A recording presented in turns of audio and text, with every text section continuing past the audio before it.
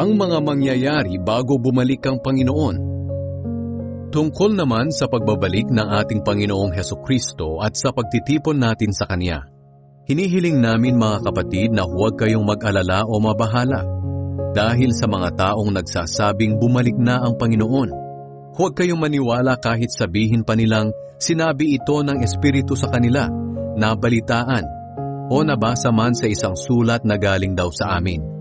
Huwag kayong magpadaya sa kanila sa anumang paraan, sapagkat hindi darating ang araw ng pagbabalik ng Panginoon hanggat hindi pa nagsisimula ang huling paghihimagsik ng mga tao sa Diyos, at hindi pa dumarating ang masamang tao na itinalaga sa walang hanggang kaparusahan.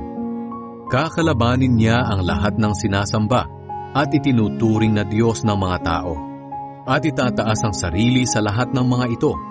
Uupo siya sa loob ng templo ng Diyos at itatanghal ang sarili bilang Diyos. Hindi ba't sinabi ko na ang mga bagay na ito nang kasama niyo pa ako riyan? Alam niyo kung ano ang pumipigil sa pagpapakita niya. Ngunit sa takdang panahon, magpapakita siya.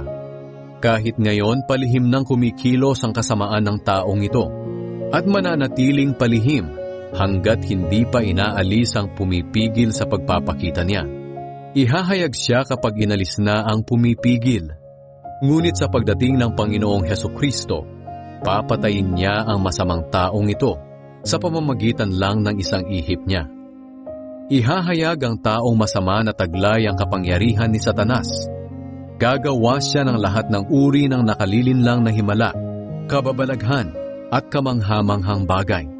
Gagamitin niya ang lahat ng uri ng pandaraya sa mga taong mapapahamak. Mapapahamak sila dahil ayaw nilang pahalagahan ang katotohanang makakapagligtas sana sa kanila. Kaya pababayaan na lang sila ng Diyos sa matinding pagkalinlang para maniwala sila sa kasinungalingan, nang sa ganoon maparusahan ang lahat ng ayaw maniwala sa katotohanan at nagpakaligaya sa kasamaan.